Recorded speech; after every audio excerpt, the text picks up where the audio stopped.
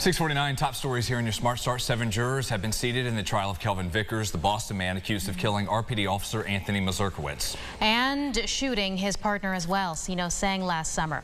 Vickers is also connected to a string of crimes in the days leading up to this ambush. More than 100 jurors entered the courtroom Monday morning for day one, but by lunch, more than half of them were all dismissed. It's going to be slow.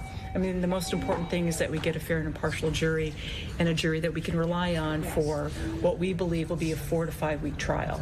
So bear with us. It's going to be long. It's going to be painstaking, but I believe at the end we'll have a jury that will be perfect for this case. And as we just mentioned, they're about halfway there, agreeing to 7 of the total 16 jurors that are needed for this trial, which includes 4 alternates. Jury selection continues later this morning, and News 8 will be there. Police say they have arrested the man who caused a disturbance in Tipple Brith Codish in Brighton during a service Friday night. That suspect, 31 Christopher Avia from Farmington. In other cases in recent days, going back to Sunday morning, officers have been investigating bomb threats described as graphic. Those were sent to a congregation in Geneva and another in Parrington. The threats coincided with worshipers celebrating Rosh Hashanah and were similar enough for investigators to believe that they are connected. This has since opened a conversation for increase in security efforts throughout the area. I can tell you that there were a series of these threats that were received specifically targeting, and I'll use the word targeting, the Jewish community, because that was some of the verbiage contained. And as a result of that, it caused great concern and alarm to those that received the emails. The best thing we can do is to be strong and to continue to show up and participate. We cannot let outside forces deter us from honoring our Jewish practice and traditions. No injuries at all reported here, and each group continued with normal services throughout the rest of the weekend. Leaders say they have no concerns for the upcoming services planned for Yom Kippur. The email threats are currently being investigated by the Hate Crime Task Force from state police and the FBI. A request from Webster Police as they ask for your help solving a cold case. Detectives put out a new release for an unsolved homicide from July 2019 involving 29-year-old Timothy Manley Jr. He was shot in front of his mother's home on Hollywood Boulevard, and police do tell us that he was a father and much beloved by his family and friends. They ask anyone who knows something about this case, please help them catch his killer by calling 911 and asking to speak with an officer. 3 people have been arrested and charged after a stolen car crashed into the Target in Chi-Li Friday. Deputies tried stopping the vehicle in the parking lot. When the car drove off, it crashed into the entrance to the store, causing thousands of dollars worth of damage. David Perleone and Jesse Jones were arrested, and we've confirmed they are both repeat offenders. Sabrina Calabrese was also arrested, accused of trying to return stolen items in the store. All 3 are charged with criminal possession of stolen property.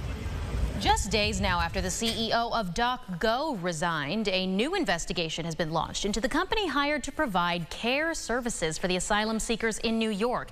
Anthony Capone, the former CEO, has stepped down after lying about his educational background, and he has since admitted in a statement that, contrary to his official bio, he never earned a master's degree. New York City Comptroller Brad Lander recently denied the $432 million contract with DocGo, as with the city, and yesterday they announced that the city is going to be doing its own audit.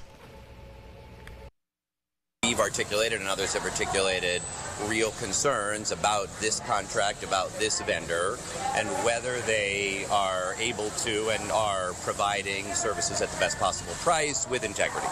So auditing is the best way to see that. Well, the DocGo COO and President Lee Bienstock, he has now stepped up to take the role of CEO, and the city is still working with DocGo, at least for now. 6:53 is the time. Let's check the roads and expressways. Your Sunrise traffic update. New reports of a crash 490 eastbound at the Goodman Street exit. So slowdowns there heading out of downtown to the east side. We'll check the roads again when we see you during CBS Mornings at about 7:25. Well, as you consider your traffic outlook, the New York State Thruway Authority has now passed new toll price hikes starting in January. New York's Easy Pass holders, your rates will go up by about 5% next year, then another 5% in 2027. Now, if you have an out-of-state tag and you still haven't changed that over, you'll be paying 75% more than New Yorkers. Toll by mail drivers, even if you have that in-state plate, you'll also be paying 75% more than somebody with an Easy Pass. This is the first toll adjustment in 14 years.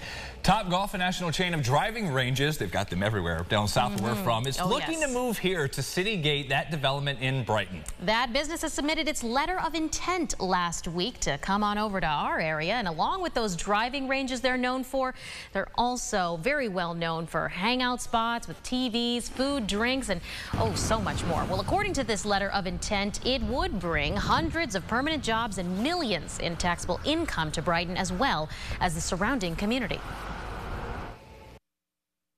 It's another thing we can offer. So when we're trying to sell meetings and conventions, we can say, hey, why don't you have an outing to Topgolf? Oh, what's that? And you show them what it is, how much fun it can be. And so it's good for tourists, it's good for families, and it's good for the community. Bringing people into Brighton, into the Rochester area will help other surrounding businesses. So, you know, at first blush, it's certainly a project we want to look at very, very closely.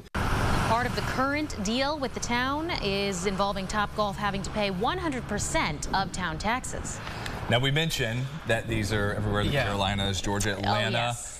You saw one in Pittsburgh? There's one in Pittsburgh, yeah. It's like right when you kind of come out of the airport, heading towards the city. I've always wanted to go. Like, I feel like it'd be a great way to lose off some frustration of the day, just kind of wailing on some golf balls. And you don't have to be good at golf, which is what I like about it. Yeah, it's just a night out. And we mentioned so it can be done in the Northeast, so we'll see how they can handle the snow throughout the winter months. No snow just yet, though. Let's not speak that into existence. We'll not jinx ourselves here.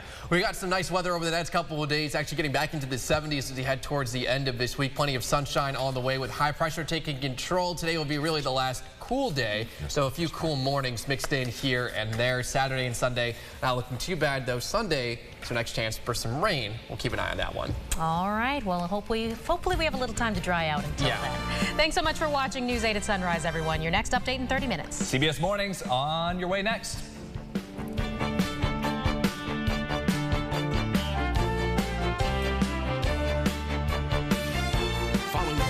Wherever you are, on RochesterFirst.com, Facebook, Twitter, and on our app for news and weather.